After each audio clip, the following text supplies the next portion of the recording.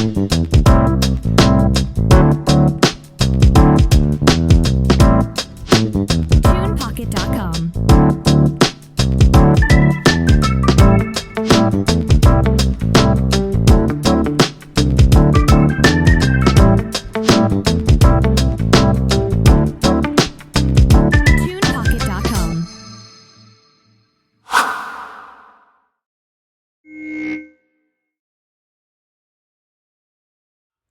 Good morning. Good morning and welcome to the Sean Farrell podcast. I am Sean Farrell. God is great all the time. All the time, God is great. And let's get right into it. So, the 5 warning signs of suicide that are easy to miss. We all know the suicide warnings that are easy to spot. But these are just some of the 5 warning signs of suicide that are very easy to miss. Any unusual changes in behavior, changes in sleeping patterns, access to lethal means, emotional distance, and physical pain. Okay.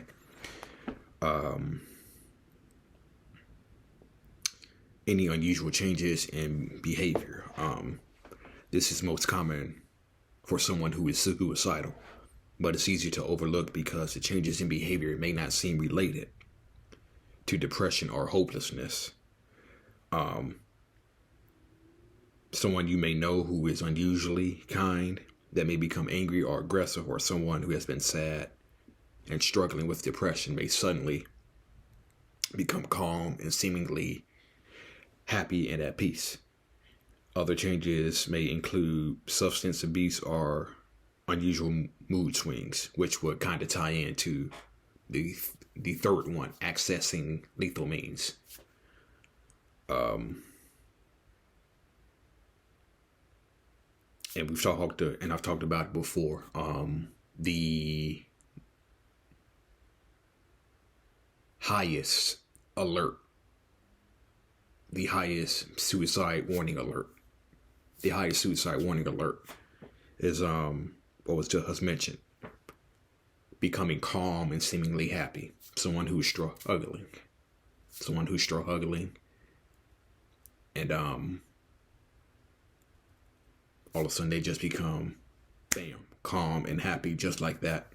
That's one of the more dangerous suicide signs that are easy to miss.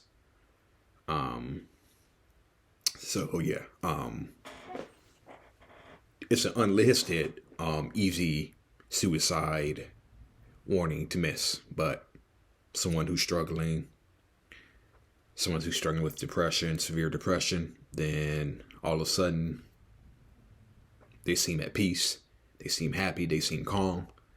That's one of the more dangerous warning signs that are easy to miss about suicide. Changes in sleeping patterns. Someone who are dealing with thoughts of suicide, they may sleep less, sleep more, or not sleep at all. Okay. They may sleep less and experiencing insomnia, staying up all night, all hours, and then struggling with fatigue that'll make you sleep all day.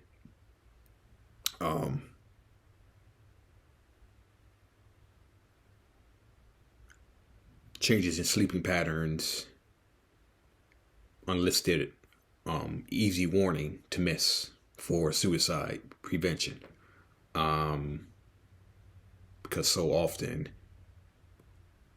sleep is the way people kind of protect themselves from suicide. Because when you're sleeping, you think and feel nothing.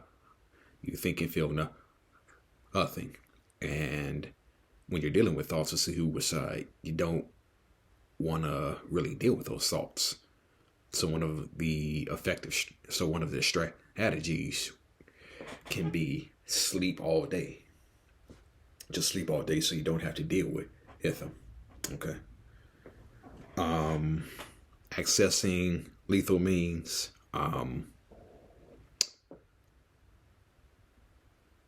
Someone may start stockpiling pills without notice. I remember I was watching a documentary on Ryan Leaf.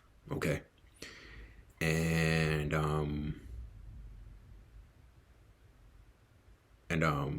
Ryan Leaf was addicted to painkillers. Okay, so he just started ordering pills online, and some of his neighbors noticed.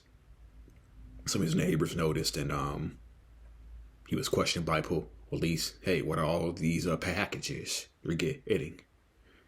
And he was eventually caught. Ryan Leaf attempted suicide himself because he said, Ryan Leaf himself said it, he either had to be high or he had to be dead. Okay, it was one of the two. He had to be high or he wanted to be dead. Okay.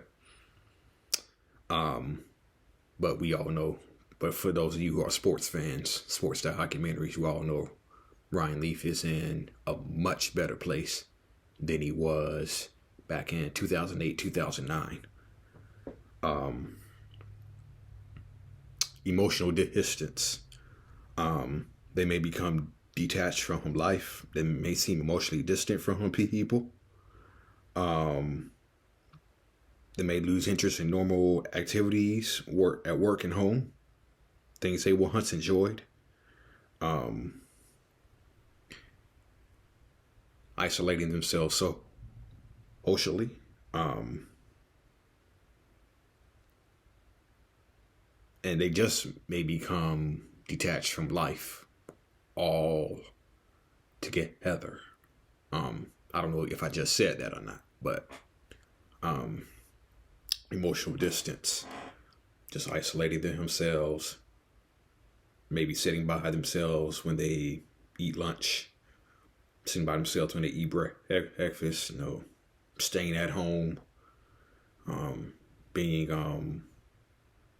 not going out, social isolation. So yeah, any unusual changes in behavior, changes in sleeping patterns, accessing lethal means, emotional distance, and physical pain, chronic pain.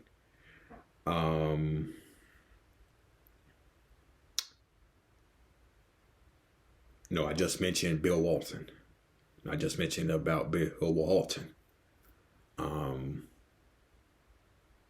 I just mentioned Bill Walton and his mental health struggles later in his life.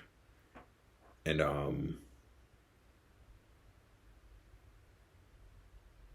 how he was at the end of his rope several times.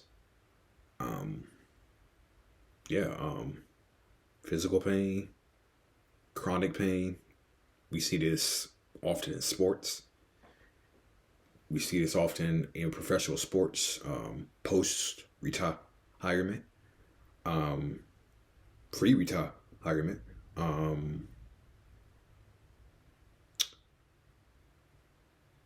lot of professional athletes have taken their lives. Junior Seau, Dave Duerson, and the Junior Seau one was the one that really shocked me. That's the one that really got me right there. The Junior Seau, when Junior Seau ended up ending his life by suicide. That's the one that got me. But yeah, physical pain, chronic pain. Yeah. So if people are showing signs of suicide, anybody, here are some of the things that you can do. Take the person seriously, involve other people, contact friends and family members, express concern, listen attentively, ask direct questions, acknowledge the person's feelings, offer support, don't promise confidentiality, don't leave the person alone, take them to the nearest emergency room, mental health professional, call 911, hide harmful objects, prepare for possible hospitalization. Okay. So,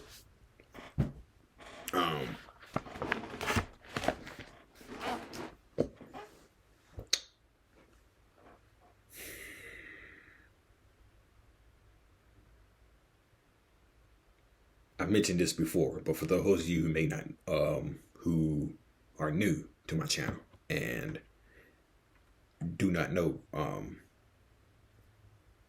I've had to sign one of those, I've actually had to sign one of those suicide contracts. Okay. I've actually had to sign one of those. Okay. Yeah. Yeah. That's how much of a dark place I was in. Okay. That's how much of a dark place that I was in just a few years ago. I was just that miserable, that low, and at the end of my rope. And I remember telling my counselor about it. I told my counselor about it.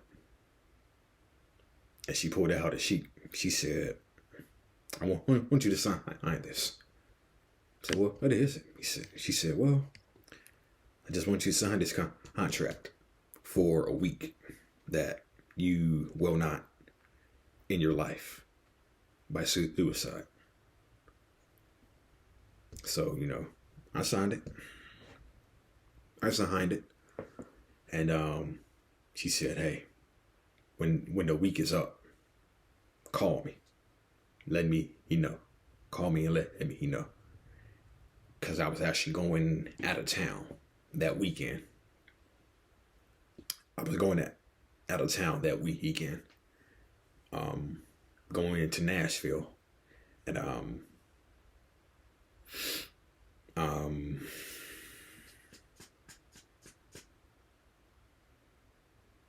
yeah, so a week went by, and I called her on my way to Nashville, letting her know that, hey, I'm okay. And so, so I've had to, so that's how much down in the dark, that's how much down in the dark that I was.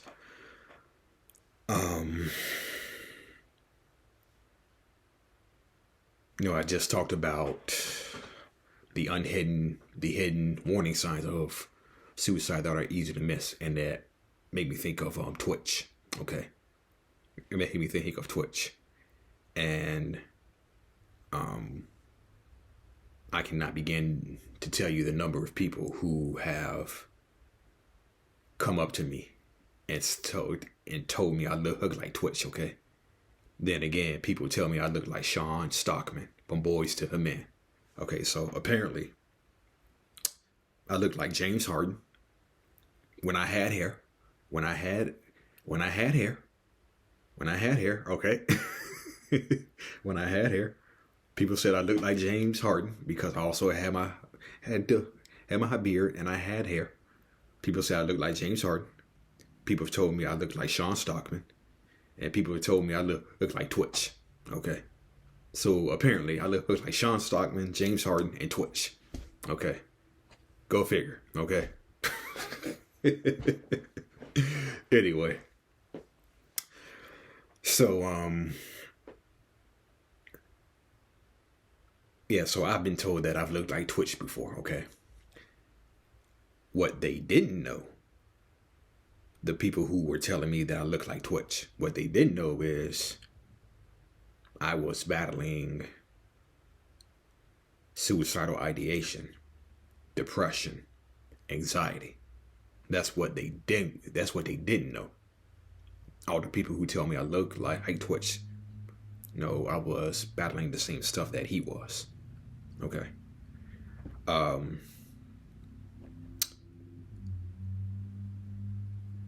And so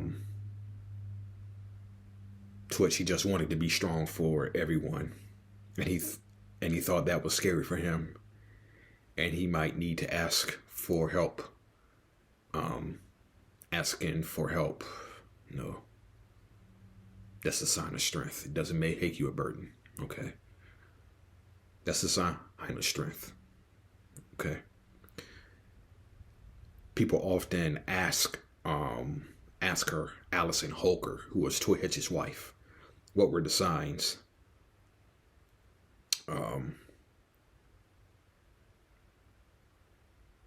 Much love and light. He wanted to be there for everyone. Wanted to be everyone's Superman. He could hold so much for people, and it was hard for him to process at the end.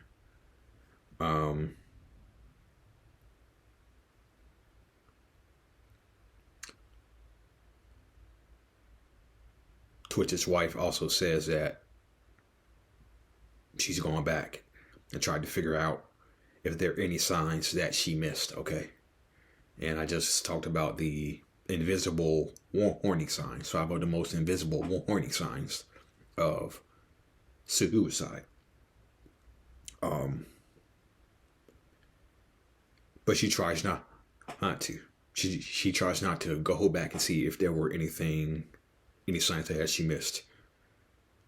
She can't change what had happened, and she says she still talks to him every night. Twitch left behind children who are 14, 7, and 3. Something that she wouldn't wish on anybody. Nobody wishes ill will on nobody. Yeah, nobody wishes ill will on nobody. Yeah. Communication is a key. Okay. Which goes back to what AFSP says all the time. Be the voice. Talk saves lives. This hat right here. Hope. Be the voice. Talk saves lives. Hope. Talk away the dark. Communication is the key. Talking about it is one of the keys to eliminating stigma and turning it around.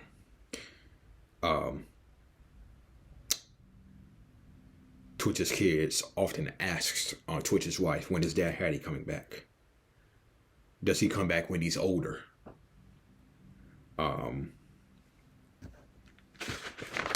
So yeah. Communication is the key. Talking about it is the key. Be the voice. Talk saves lives. Talk away the dark. There's always hope. Okay. There's always hope. And so depression can strike at any time. But depression just doesn't strike at 12 p.m. or 3 a.m.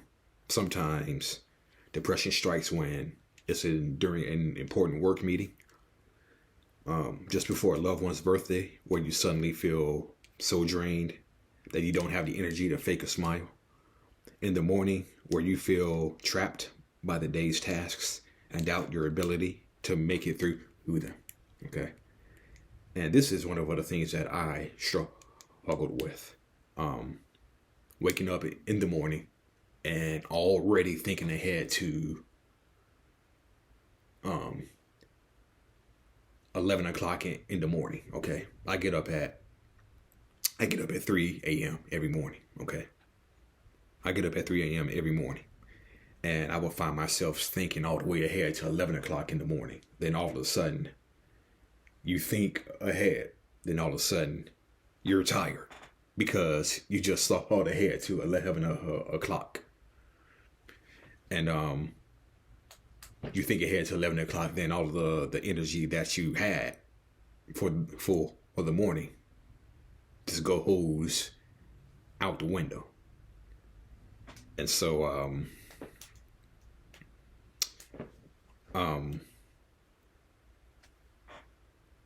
you feel so drained that you don't have the energy to fake a smile. Again, the Rhodes College, when I was at Rhodes College, okay?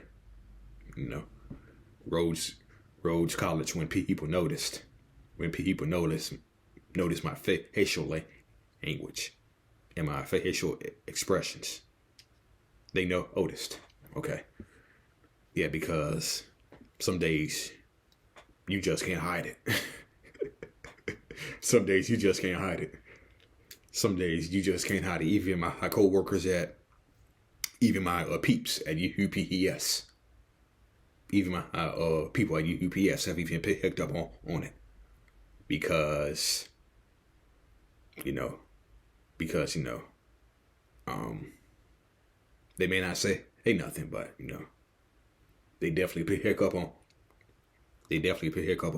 it. Because I've been told that before. Hey, I've noticed that you were a little down, a little sad. They may not say nothing to you in the moment, but they know Otis. They do know Otis, so yeah. All right, that's it and that's all for the Sean Farrell podcast. I am out of here. Peace out. God bless.